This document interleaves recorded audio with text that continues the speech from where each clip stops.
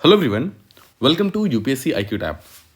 Now आज के इस वीडियो में we are going to talk about a potential topic that might come in UPSC 2024 prelims examination. मतलब हमारे आने वाले प्रीलिम्स एग्जामिनेशन के अंदर ये पर्टिकुलर टॉपिक जो है काफ़ी इंपॉर्टेंट टॉपिक हो सकता है, because UPSC has a knack of asking questions from the concepts, right.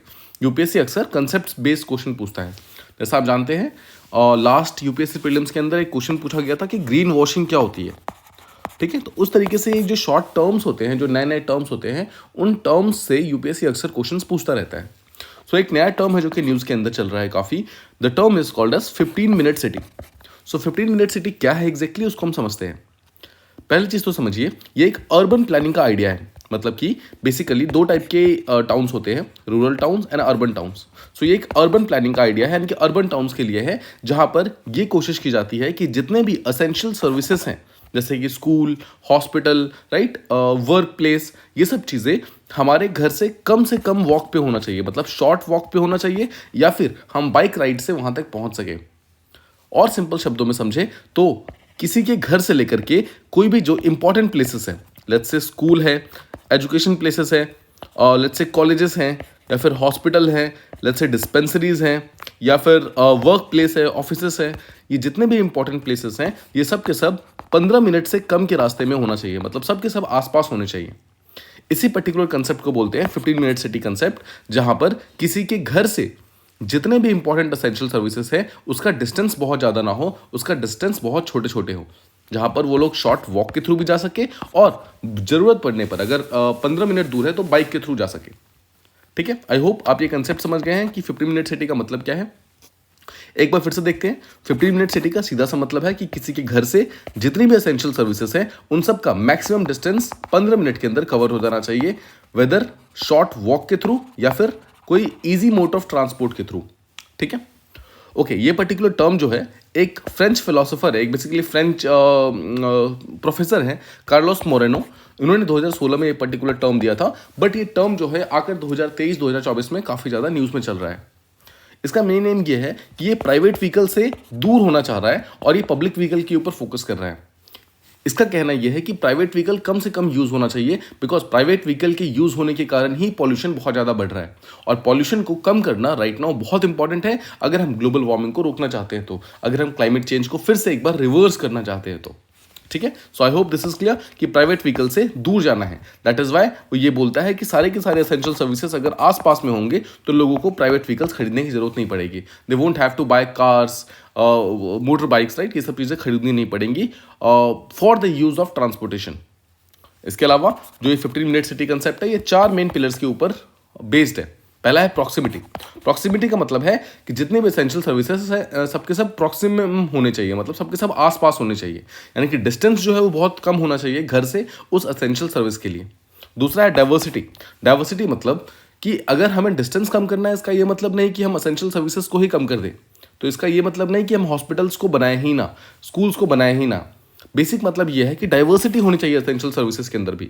मतलब किसी पर्सन के घर से लेकर के उसके आसपास के एरियाज में diverse type of essential services present होनी चाहिए, मतलब सारी की सारी types of essential services present होनी चाहिए।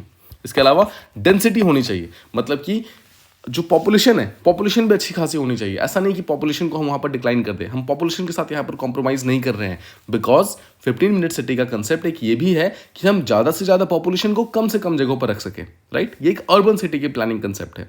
और फाइनली ये एक यूबिक्विटी की बात करता है। यूबिक्विटी का मतलब होता है इक्वालिटी, एवर प्रेजेंस, मतलब आसपास के एरिया में सबको प्रॉपर राइट्स मिल रहे हैं, हर एक पर्सन हर एक जगह पे जा सकता है।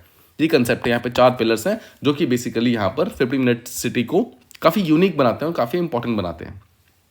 इसके अलावा इस पर्टिकुलर कंसेप्ट का एक एम ये भी है कि ये आसपास के एरियाज में लोकल, हेल्दी, इक्विटेबल का मतलब है इक्वल, और एक सस्टेनेबल वे ऑफ लाइफ को प्रमोट करना चाहता है।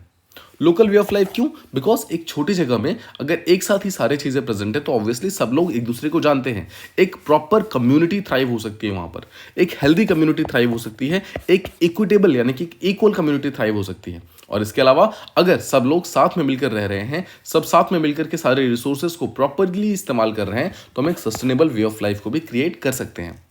ठीक है, अब देखिए, जब इस पर्टिकुलर कंसेप्ट को दिया गया था तो कार्लोस मोरेनो का एक कंसेप्ट ये भी था, उन्होंने साथ में ये भी बोला कि इसके लिए हमें सिटीज़ को तोड़ने की ज़रूरत नहीं है, हमें एग्जिस्टिंग सिटीज़ को ब्रेक करने की ज़रूरत नहीं है, रादर जो जहाँ पर है उसको वहीं पर रहने दो, सिर्फ हमें कुछ चीज़ें रीअरेंज करनी पड़ेंगी and we can very easily reach out to 15 minute city concept.